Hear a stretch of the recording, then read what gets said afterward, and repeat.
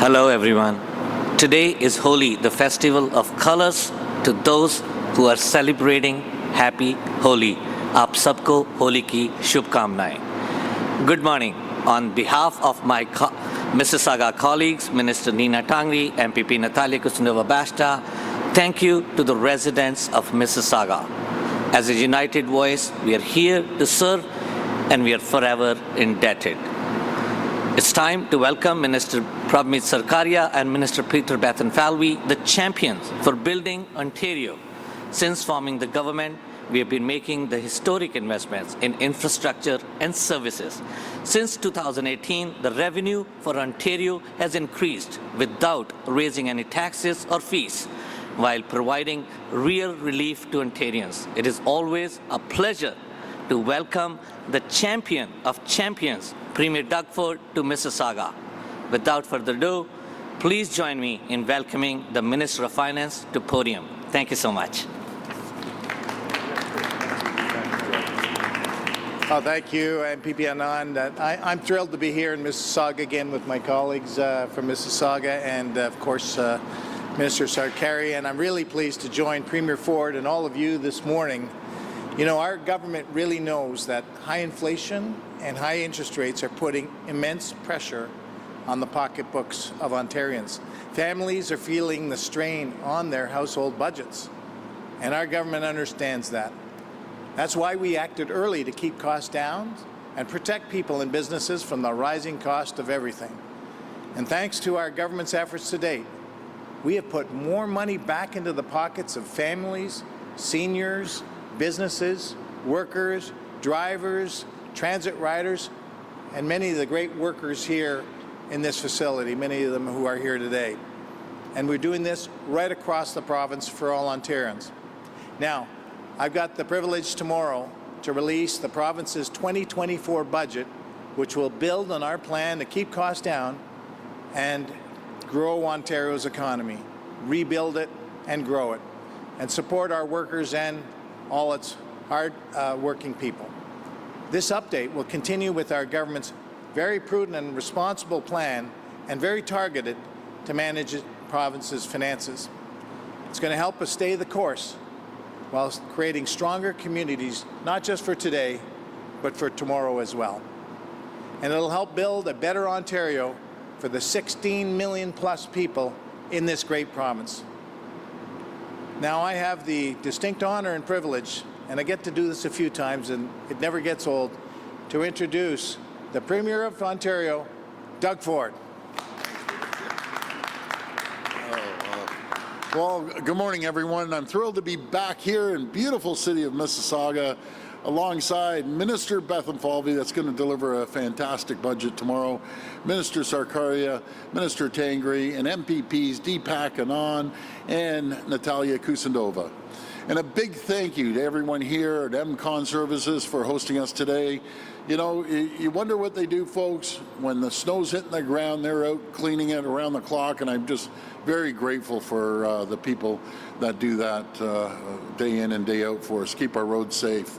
Friends, 1 week from today, on April the 1st, the federal government will be raising its terrible carbon tax by a staggering 23%. This increase is going to raise the price at the pumps by an additional 3 cents per liter of gas. Starting next week, the total cost of the federal carbon tax will be 17.6 cents per liter of gas, increasing everything that moves. This tax is costing hardworking people more money to drive to work or drop off the kids to hockey practice. It's going to increase the cost of everything. It's going to hurt every single person in Ontario. So once again, I'm calling on the federal government to not make life more expensive for Ontario families. I urge you to immediately scrap next week's tax hike, and it's not too late. And friends, don't be fooled. Bonnie Crombie continues to support carbon taxes and this tax increase. The queen of the carbon tax won't speak out against next week's tax hike. In fact, her committee, the one she handpicked to study carbon taxes, Every single one of them is on record supporting a carbon tax. They aren't fooling anyone. Unlike Bonnie and the Liberals, our government will never support a carbon tax. In fact, our government has never raised a tax on people or businesses. Instead, we're cutting taxes. We're keeping costs down. In 2022, we introduced a temporary gas tax cut by more than 10.7 cents per liter, saving households $260 over the last 2 years. A report came out just last week noting this tax cut has saved taxpayers over $2.1 billion. This is one of the largest tax cuts in Ontario's history. And today, I'm pleased to announce that in our upcoming budget, we're going to extend the gas tax cut through to December 31st, 2024. This, absolutely. This measure will ensure that the rate cut remains at 10.7 cents per liter until the end of the year, saving households an average of $320 over 2.5 years since the tax cut was first introduced. It's never been more important to keep costs down, especially now, as people struggle with the Bank of Canada's interest rate hikes and the rising cost of the federal carbon tax. We're on a relentless mission to save people money. We eliminated road tolls, we scrapped the license plate sticker fee, we launched One Fare to eliminate the cost of transferring between transit agencies in the GTA. We're fighting back against the carbon tax, and we're cutting the gas tax. Together, these actions are saving Ontario households thousands of dollars every year. Our government will always look for ways to put money back into your pockets. Thank everyone for joining us today, and may God bless the people of Ontario. Thank you. We'll now go to reporters' questions. If reporters could please line up at the microphone behind me, identify yourselves by name and outlet. It'll be one question and one follow-up. Hi, Premier Jack Howard from the Trillium. Hi, Jack. Just wondering if you plan to vote for your deputy leader's bill introduced by the NDP to ban taxpayer-funded ads. Well, you know something, we have to get out there, and every single person in Ontario, and especially since we have such a multicultural province, they're out there promoting Ontario to their friends, their relatives, their business partners around the world. And we're going to make sure that the world knows that Ontario is open for business. Those ads are very productive. They're around the world. You go to LAX, you go over to Germany, you go anywhere, and you'll see those ads. That's what people do. They promote their province to attract more businesses, and that's the reason we've attracted over $28 billion in the EV sector, in the auto sector, tens of billions of dollars in the tech sector, and over $3 billion in life sciences. And that's the reason last year manufacturers in Ontario created more jobs than all 50 U.S. states combined. You have to market your province, and that's exactly what we're doing. Thank you. And during the pandemic, you instituted tougher penalties against price gouging. You railed against it often. At what point do you think the actions of Loblaw and other big grocers who are making hundreds of millions of dollars in profits while Ontarians struggle with high food prices constitute price gouging? And do you plan to do anything about that in the budget? Well, one of the reasons prices are going up right across the board is the carbon tax. Everything gets transported on a truck, on a train, on a plane, and we're asking the federal government to get rid of this tax. You notice out in Saskatchewan, I saw my friend Scott Moe, and inflation actually dropped further in Saskatchewan when he said he's not paying the carbon tax, and I'm getting calls constantly about, why are you paying the carbon tax? Well, in Saskatchewan, the government owns the utility companies, and we don't, so it's dropped down to, I believe, 1.9% from. So that's pretty good. 1.8, 1.9% compared to here, it's 2.8% inflation. So inflation has dropped in Saskatchewan because of the carbon tax. It's a terrible tax. Everyone knows it. Everywhere I go, they know they're getting gouged. And when they go to the gas pumps, they're getting gouged. Just think, almost 17.5 cents of every liter that goes into your car is going to the federal government. Hi, Premier Mike Crawley from CBC. What is going to be in the budget tomorrow in relation to auto insurance? Well, before I pass to the finance minister, we have to continue building the economy. Things are tough out there for people. Really, really tough. They're feeling the crunch no matter if it's increasing gas prices or trying to get a deposit or a down payment for a home with these interest rates from the Bank of Canada, buying groceries right across the board. So our number one goal is keep the economy going, but most importantly, making sure we never raise a tax and put money back into people's pockets. You know, I'm so fortunate to have one of the best finance ministers I've worked with, and what I've ever seen in Ontario. He's been working his back off around the clock. He's going to deliver an incredible budget tomorrow, and I just can't wait.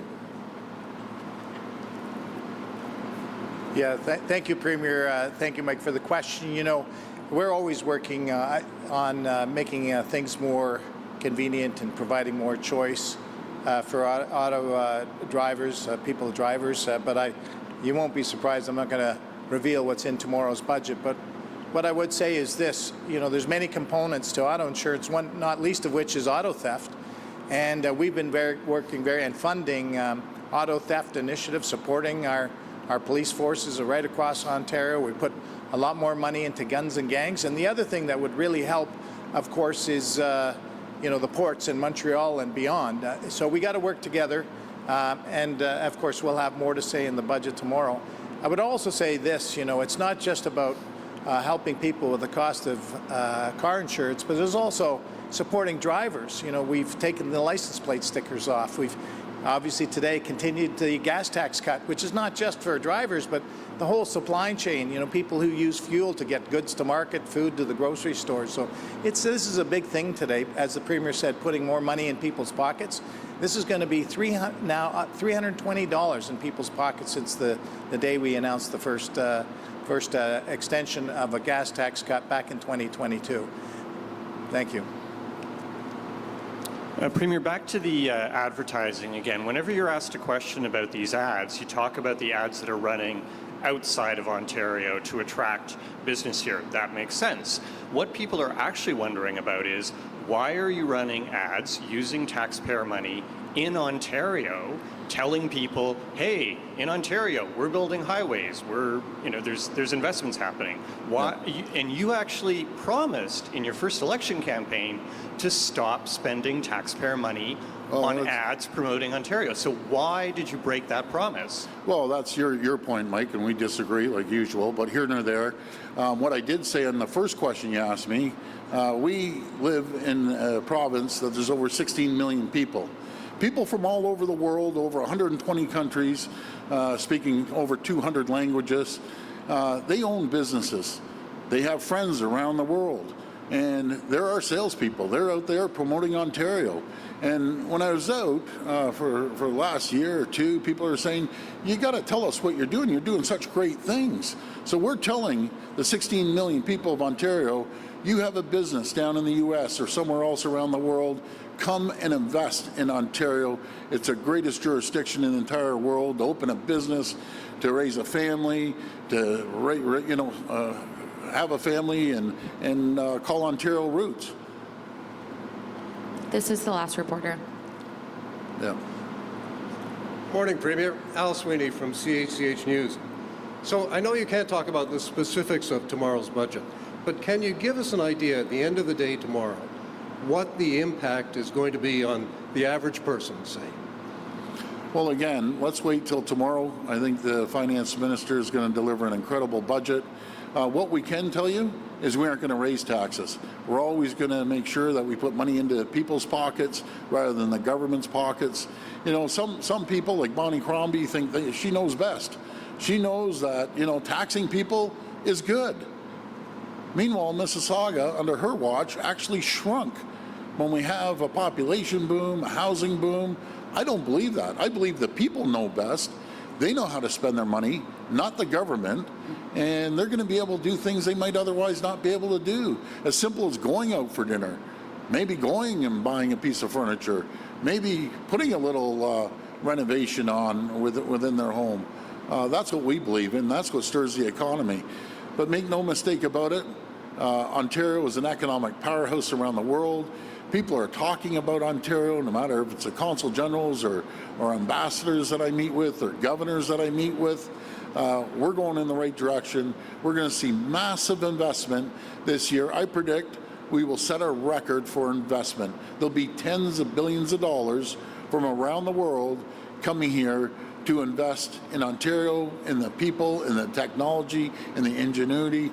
That's what we believe in, and we're really moving forward on the economy. But the key thing, people are finding it tough right now, and we're going to do everything we can to put more money into people's pockets. So thank you, everyone, and God bless. Thank you. Can I get a supplemental in here? Yeah, I'm sorry. Yeah, sorry. Sorry, I was cutting you off short. I wonder if I could get a clarification of your remarks last week about fourplexes. Yep, When you don't want four-story buildings. that's right. But what about a two-story building with two units beside each other, which is regarded as a fourplex, right? Well, first of all, I believe in letting municipalities decide. You know, again, Bonnie Crombie thinks she knows better than all 444 municipalities. I don't. And it's as of right. Just imagine if your neighbor sold their house, they tore it down, and put a 6-story tower beside you. No, that's not going to fly. I've been in politics long enough. You go deep into the communities, and all of a sudden you have these 4-story buildings beside you.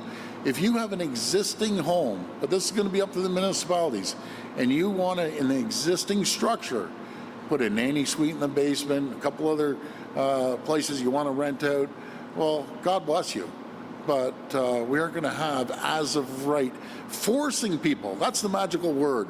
Bonnie Crombie would force people to put up with a 4-story tower beside your home. I don't believe in forcing people. What about a two-story building with 4 units in it? No, again, an existing building, so an existing home, you can have a nanny suite. But what we aren't going to do is force people to put up with your neighbors selling their house, and all of a sudden a 4-story building goes up. That's unacceptable. But the municipalities, we're going to work with them. They know best. They're the ones in their communities, and we look forward to working with them. Thanks so much. Thank you. Take care.